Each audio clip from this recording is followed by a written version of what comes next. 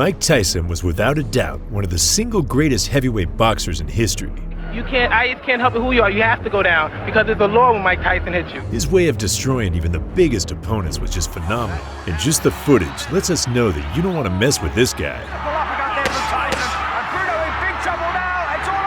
However, throughout Tyson's undisputed reign, many thought it'd be a good idea to challenge him for his belts. And trust us when we say it ended really, really bad for them in ways you can't even imagine.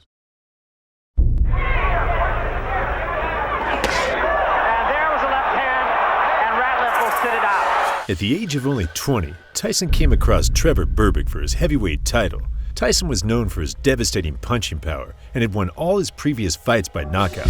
This fight lasted only 2 rounds, as Tyson dominated Berbick from the start with his aggressive style, powerful punches, and lightning-fast footwork. Really got it. Poor fight plan. Oh, the right hand gets him. The lazy left. Watch Tyson load up with left and right. Here that Mike is shooting. Oh, right hand, but the left hook right. Trevor is getting lazy with the left hand. Noted having a good first round. Wild with the uppercut, plus him with the left hand. Look at that combination. And Berbick ready to go, but he stays on his feet. Another right hand cuts him. He can't take shots like this very long. Wild with the right hand is money. Again he's dropped. Catches him with a left hook. Trevor's ready to go again. Berbick tried to keep Tyson at bay with his jab, but it was no match for Tyson's speed and strength. Mike Tyson. Tyson goes to work right away, and he gets Trevor in trouble, and he's down. He'll have to take the standing 8 count as he steps. Here comes Tyson again. He knows he can hurt him anytime. Left hook, right hand. Again, Trevor hanging on. In the second round, Tyson landed a crushing right hook that sent Berbick to the canvas. Berbick got back up, but Tyson quickly finished him off with a series of punches, forcing the referee to stop the fight. That uppercut is Tyson. Catches him with a right left hook, and he goes down. He goes down. He should be able to get up from this. I don't know if he's going to be able to continue. He's got the heart, and he's counted out. It'll be scored as a knockout. The fight between Mike Tyson and Michael Spinks was a highly anticipated matchup between 2 undefeated great heavyweight champions. Spinks, the reigning IBF heavyweight champion, had a record of 31 wins, 0 losses, and 21 knockouts, while Tyson had 34 wins, with 30 of them coming by the way of knockouts. Jump right into his chest. Keep those hands high. Tyson came out aggressively, landing a series of powerful punches to Spinks' head and body. Jab, but he has...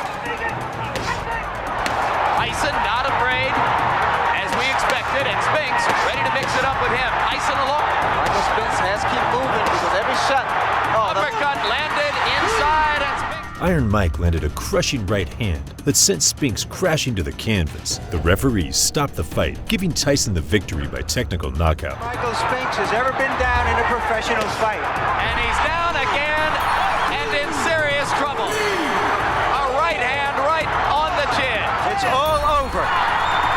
At the age of 14, Tyson had witnessed his idol, the great Muhammad Ali, get battered by the champion Larry Holmes. That same night, he made a promise that one day he'd punish him for what he did to Ali. And so, on the 22nd of January, 1988, Mike Tyson finally came across the great Larry Holmes. Tyson quickly on top of Holmes, and he nails him right away. Tyson showing no respect so far, pouring in the way he always does. Defensive fighter in this the first round.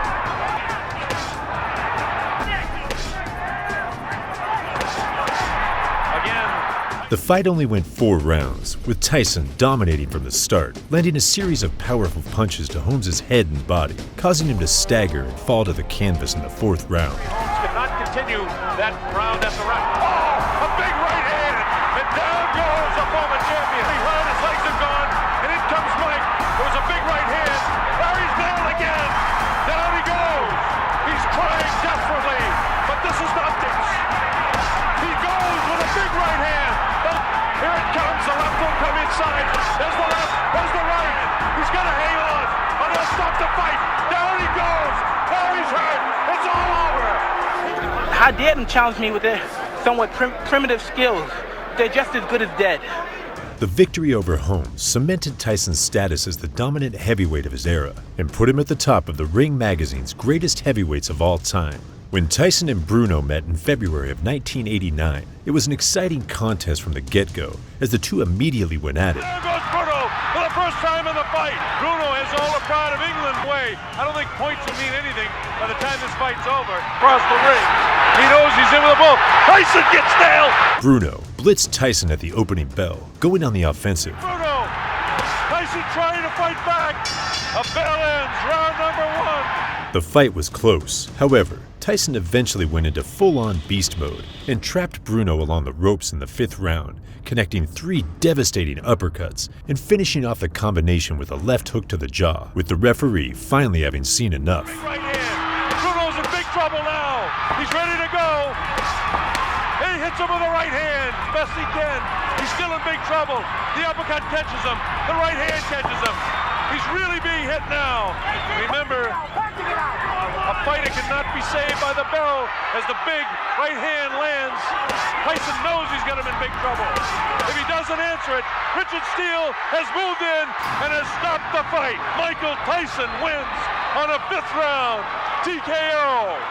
Those who haven't followed Tyson's career closely probably know him best for his infamous showdown with Evander Holyfield, where he bit off a chunk of the latter's ear. Fans surprisingly forgave Tyson for that, and 2 years later, he was back in the ring against Francois Botha. The fight against Botha was an awesome showcase of why Tyson is considered the most exciting heavyweight in history. Every time Tyson stepped into the ring, it wasn't just a fight, it was an event. It was a show, a spectacle. Tyson was intense and was all business, while Botha stood in his corner and appeared unsure of himself. A lot of head movement on the part of Mike Tyson here. Waiting for his opening. There's 1. 2. Big. He doesn't look afraid. He's standing. Although it took Tyson a little longer to get in stride, he finally caught Botha in the 5th round, finishing the South African with a destructive left straight to the chin. You can't get off 2 punches. I mean, that is a mark of a shot fighter when you can't get off punches. Down goes Botha. That's all it took. 1 shot. He may not get up. I read these guys tell you I'm losing confidence because I'm talking loud and vulgar. I'm talking vulgar because I'm angry of what I've experienced all my years through this boxing. After Tyson was convicted and sentenced to 6 years in prison in 1992, it put a halt to his exceptional boxing career. 3 years later, he was released on parole, and he was determined to make it back to the ring in short order. However, fans questioned whether or not Tyson could return to his previous form before he landed behind bars. The fight against then undefeated Buster Mathis Jr. was only his 2nd fight after incarceration. It was being hailed as a tune-up bout for the former heavyweight king, to gauge if he could make another run at the heavyweight title. With Tyson's power in question, Mathis stormed out of his corner from the opening bell, starting strong in an effort to overwhelm Tyson. This proved to be his undoing, as Tyson needed just a couple of rounds to get into his groove, until a vicious uppercut in the 3rd round, separating Mathis from his senses. Missing twice with the right. Mike's loading up a little too much. Buster can see some of them coming. He's getting out of the way of most of them. On your opponent's side, and crack. Oh, he got a right uppercut. Another right uppercut. And down goes Mathis. He stepped back and did it again. Stepped off and around and ripped that uppercut away. Honestly, it surprises us that Mike Tyson was able to do all of this just being 5'11". He was able to knock out the biggest opponents in the division with ease, with the only question being, what would happen in a fight between him and Muhammad Ali? If he hit me,